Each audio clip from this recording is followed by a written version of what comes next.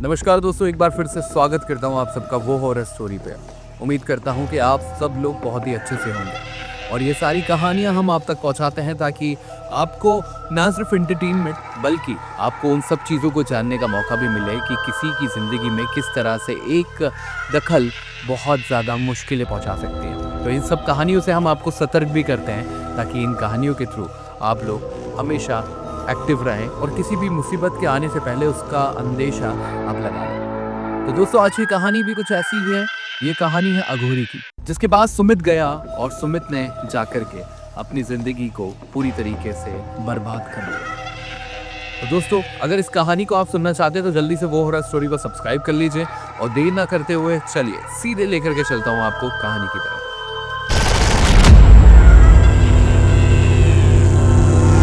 दोस्तों, सुमित एक लड़का है जिसकी उम्र लगभग 28-29 साल के आसपास है और सुमित एक दिन बहुत ज़्यादा परेशान था क्योंकि कुछ महीने पहले ही सुमित की वाइफ की डेथ हो गई थी। उसकी बीवी मर चुकी थी और सुमित उससे बहुत प्यार करता। सोनल सुमित की वाइफ का नाम था। इन दोनों की लव मैरिज हुई थी। सुमित उससे बचपन से ही प्यार करता था।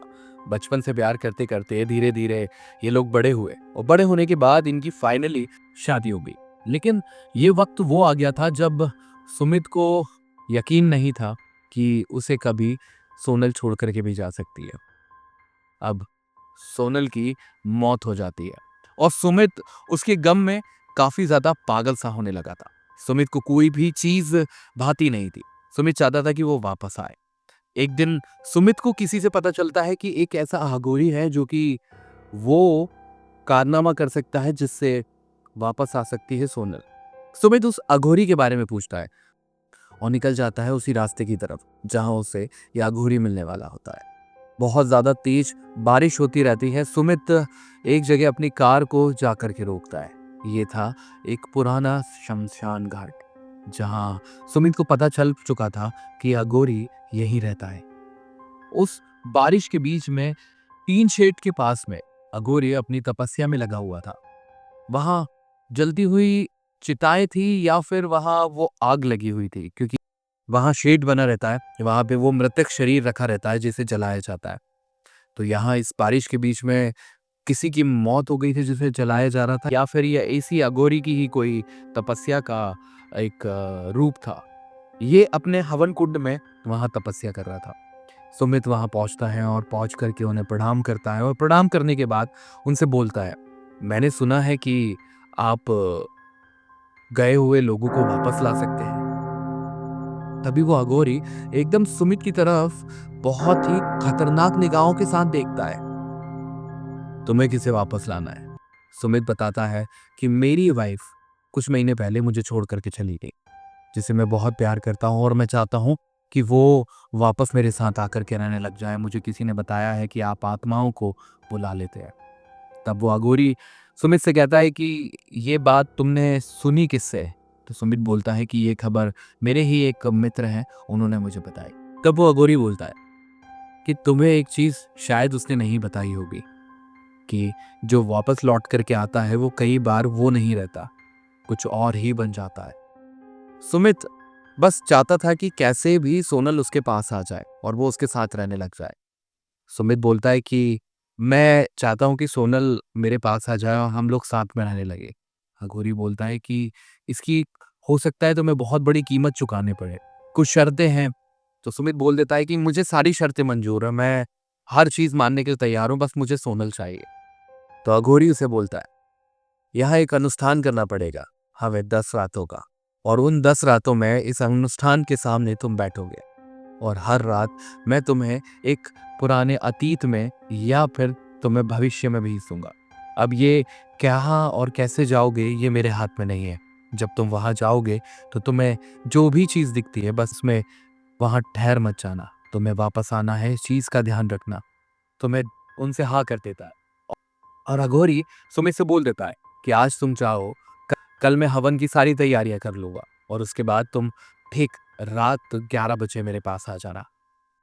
सुमित दूसरे दिन का इंतजार करता है और ठीक 11 बजे उसी जगह पहुंच जाता है। वहां जैसे ही पहुंचता है अघोरी एक बार फिर से सुमित से पूछ लेता है, तुम सच में चाहते हो कि वो यहाँ आए? क्योंकि प्रेम सिर्फ पाना ही नहीं होता। प्रेम की परिभाषा उसे महसूस करना और उसके साथ, उस यादों के साथ हमेशा रहना होती है। पर सुमित के मन में सिर्फ एक ही सवाल था, क्या मैं उसे मिल पाऊंगा? तभी अघोरी ने कहा कि मैं तुम्हें वो सारी चीजें समझा चुका हूं जो समझाना चाहता था। आगे तुम्हारी मर्जी। हो सकता है कि इसकी बहुत बड़ी कीमत तुम्हें चुकानी पड़े। न जाने कहाँ कहाँ भटकोगे, लेकिन एक बात तय है, इन सब का हार जाना तुम्हें भरना होगा। सुमित कुछ पल के लिए डर तो गया था। उसके चेहरे पे वो पसीना बता रहा था कि सुमित को डर तो लग रहा था। लेकिन सुमित के मन में सिर्फ एक ही सवाल था और वो सिर्फ एक ही चीज चाहता था कि सोनल से वो मिल ले और सोनल के साथ हमेशा रह जाए। कि इतने सालों के बाद उसकी शादी हुई थी और वो सोनल के साथ खुशी खुशी रहने लगा था। खुश था सोनल के साथ। हर जगह वो उसको साथ ले जाता, घूमते फिरते, ये सारी यादें चली रही थी। लेकिन अचानक से उसकी मौत हो गई थी। इसलिए सुमित चाहता था कि कैसे भी सोनल उसके पास आ जाए। अघोरी अपनी पहली रात की तैयारी करता है और अघोरी सुमित को सामने बिठा लेता है और बोलता है कि एक काल चक्र है। इस चक्र में से किसी को बुलाना बिल्कुल भी सही बात नहीं है, क्योंकि उस चक्र में से कौन कब आए, क्या इस चक्र का प्रभाव पड़े, ये मैं बिल्कुल भी नहीं बता सकता। लेकिन एक बात तय है कि जो भी होगा बहुत बुरा होगा। सुमित बस चाहता था कि कैसे भी करके वो सोनल को पाले। अब इतनी सारी बातें होने के बाद फाइनली यहाँ पे अघोरी ने उस यज्ञ को शुरू कर दिया। और कुछ ही देर बाद सुमित अपनी आंखें बंद करके वहां बैठा था और जब सुमित आंखें खोलता है तो वो एक पुराने खंडर में होता है। उस खंडर में वो आगे बढ़ता जाता है जहां उसे सोनल की आवाज सुनाई देती है, हंसती हुई आवाज, जैसे वो बहुत खुश हो किसी चीज को लेकर के। लेकिन सुमित एक बार के लिए भ्रम में था कि वो अभी सही में है या फिर वो अघोरी बाबा के साथ बैठा था वो सत्य है। लेकिन सुमित उस आवाज की तरफ आगे बढ़ता जाता है और आवाज लगाता है, सोनल सोनल सोनल। सोनल उसे आवाज दे करके बुलाती है, सुमित तुम आ गए। वहीं रखे हुए एक कांच के पास सुमित जाता है और उसके अंदर उसे सोनल नजर आती है। सोनल को देख करके सुमित बहुत खुश हो जाता है और बोलता तुम यहाँ हो, मैं तुम्हें देख करके बहुत खुश हूँ। तभी उस कांच में से सोनल बाहर निकल आती है और जैसे ही वो बाहर निकलती है वो सोनल नहीं कुछ और ही बन जाती है।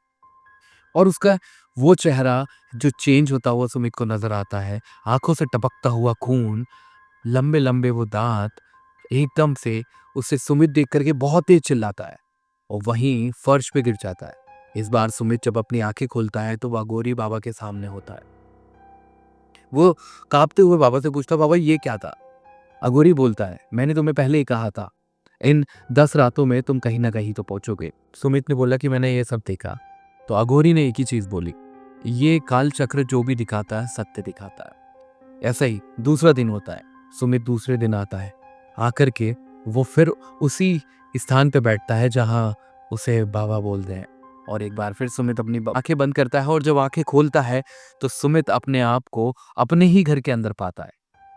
जैसे ही सुमित घर के अंदर कदम रखता है, वहीं तभी अंदर से सोनल निकल करके आती है और बोलती, आ गए आप ऑफिस से? बड़ी देर कर दी आज तो आपने आने में। सुमित एक बार देख करके बहुत हैरान हो गया था। सुमित बोल रहा था, सोनल ये तुम ही हो? तो सोनल बोलती है, हाँ ये मैं ही हूँ यार। क्यों क्या हो गया तुम्हें, मतलब पागल वागल हो गए क्या? कुछ खा पी करके आए हो क्या आज? समझ में नहीं आ रहा। सुमित थोड़ा सा अचंभे में था कि कल रात को मेरे साथ कुछ और हुआ था, ये उसी का हिस्सा है या फिर ये पूरा ही एक सपना है जो मैं देख रहा था, हो क्या रहा है मेरे साथ। तभी सोनल बोलती, क्या खाओगे जल्दी बताओ, चाय पियोगे? चाय बना करके लाती हो। और ये बोल करके सोनल किचन के अंदर चली जाती है। सुमित वही सोफे पे बैठ करके टीवी चलाता रहता है और उसी टीवी में अचानक से उसे वही अघोरी बाबा नजर आते हैं, एक यज्ञ करते हुए। सुमित एकदम से खड़ा होता है और उसे समझ में आ जाता है कि ये सच नहीं, ये वही काल चक्र की एक और रात है।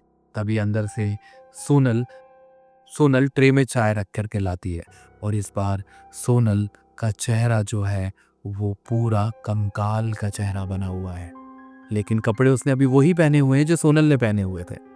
और वो ऐसे सुमित के पास लेकर के आती है चाय की ट्रे और बोलती है, लो पी लो। सुमित खड़ा हुआ होता है और जैसे ही वो चाय के अंदर ऐसे देखता है तो वो चाय नहीं बल्कि खून होता है। सुमित ये देख करके बहुत तेज चिल्लाता है और वो बोलता है कि सोनल तुम कौन हो? तो बोलती मैं वही हूँ जिसके लिए तुम ये यज्ञ करा रहे हो। और ये बोल करके बहुत तेज चिल्लाता है और इस बार फिर से उसकी आंखें खुलती है तो वो उन्हीं बाबा के सामने बैठा होता है। फिर से सुमित पूरी तरीके से पसीने पसीने हो चुका है और सुमित बाबा से बोलता है आज मैंने ये देखा। बाबा बोलते हैं कि अब इसे रोकना नामुमकिन है। अब हमें ये 10 रातें ऐसे ही बितानी होगी क्योंकि इसे बीच में ही रोक दिया तो तुम्हारी आत्मा हमेशा हमेशा के लिए इसी काल चक्र के अंदर जाकर के रुक जाएगी। ना तुम जिंदा होगे ना तुम मृत होगे, तुम सिर्फ फंसे हुए होगे। ऐसे ही छठी वो रात आती है जब सुमित एक बार फिर से बाबा के पास जाकर के बैठता है और इस बार सुमित अपनी आंखें खोलता है तो वो सोनल के घर पे होता है जहां सोनल ऐसे नीचे पड़ी हुई है और उसके पेट में किसी ने जैसे मानो चाकू घुसाया हो। सुमित अपने आप को भी देखता है कि मेरे हाथ में ही वो चाकू है और सोनल बोलती है उसे कि सुमित तुमने मुझे क्यों मार डाला, क्यों मार दिया सुमित, मैंने तुम्हारा क्या बिगाड़ा था, मैं तो तुम्हें बहुत प्यार करती थी, तुम क्यों मारना चाहते थे मुझे, तुम्हारा अगर किसी और से प्रेम संबंध था तो तुम मुझे बता सकते थे, मैं तुम्हें आजाद छोड़ देती लेकिन तुमने मेरी जान ले ली। सुमित ये देख करके डर जाता है और फौरन वहां से भाग करके बाहर निकलना चाहता है। सुमित बाहर निकलता है और निकल कर कुछ लोग उसके पीछे पड़ जाते हैं और बोलते हैं खूनी खूनी खूनी खूनी खूनी। सुमित अपनी पूरी जान लगा करके वहां से भाग करके जाता है। सुमित को समझ में नहीं आता ये क्या हो रहा है मेरे साथ। तभी वहां से आती हुई एक कार से सुमित टकराता है और सुमित बहुत तेज फिर चिल्लाता है। इस बार उसकी आंखें खुलती है तो फिर वो उन्हीं बाबा के पास होता है। ऐसे ही सुमित की हर रात डरावनी से डरावनी बनती जा रही थी। सुमित हर रात हिम्मत करके वहां जाता था क्योंकि उसे पता था कि अगर मैं वहां नहीं गया मेरी आत्मा हमेशा हमेशा के लिए इसी काल चक्र में फंस करके रह जाएगी। सुमित की वो आखिरी रात आती है जब सुमित वहां पर होता है और ऐसे ही सुमित फिर अपने आप को एक गांव के अंदर पाता है जहां वो सोनल के साथ ही घूमने के लिए गया था। ये रात सुमित की बहुत ही अच्छी गुजरती। सोनल के साथ वो हर जगह घूमता है, बहुत अच्छे से जाता है, हर एक चीज को एंजॉय करता है। अब सुमित उसी सपने के अंदर यानी उसी कालचक्र के अंदर वहां रात होने पे सोता है और जैसे ही वो सोता है और अपनी आंखें खुलती है तो फिर वो एक बार बाबा के पास होता है। तब वो खुश होकर के बाबा से बोलता है कि बाबा यही पूरी रातों में एक रात मेरी ऐसी रही है जिसे मैंने सुकून से सोनल के साथ बिताया है। तब बाबा बोलते हैं कि ये समय का पहिया है, ये तुम्हें कहीं भी ले जा सकता है, इस पे मेरा कोई कंट्रोल नहीं है, ना ही तुम्हारा कंट्रोल है। अब तभी बाबा बोलते हैं कि पूरा अनुष्ठान हो चुका है, अब तुम्हारे पास सोनल शायद आ जाए। तभी सुमित बोलता है शायद बाबा मतलब मैं इतना परेशान हुआ, मैंने अपने आप को कैसे समझाया और कैसे मैं परेशानी के साथ यहाँ आया हूं और अभी अभी भी आप शायद बोल रहे हो।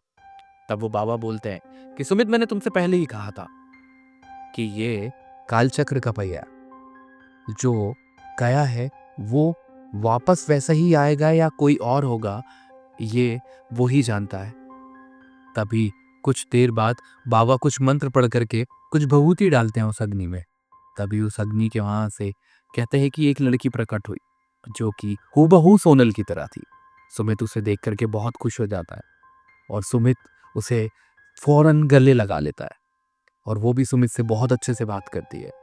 आगे बढ़ते हुए सुमित से वो बोलती है चलो अब ये अनुष्ठान भी पूरा कर लिया तुमने, मैं वापस आ गई हूँ, अपन घर चलते हैं। सुमित बहुत खुश था और उसे घर ले जाना चाहता था। तभी अगूरी बोलता है तुम जिसे साथ ले जा रहे हो वो तुम्हारी बीवी नहीं है, कोई और ही है, अपना ख्याल रखना। और कहते हैं कि सुमित दूसरे दिन अपने घर के अंदर मृतक पाया गया। सुमित का शव एक पंखे से लटका हुआ मिला।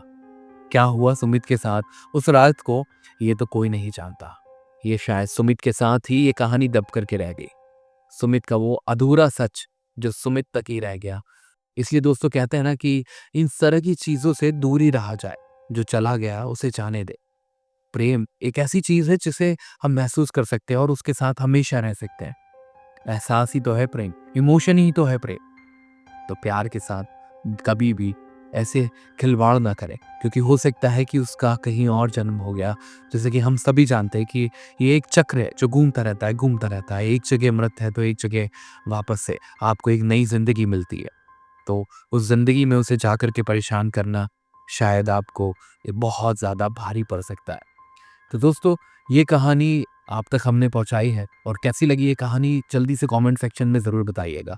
एक और शानदार सी कहानी के साथ हम आपके बीच बढ़ने वाले हैं। तब तक देखते रहिए मोर स्टोरी। जय श्री राम।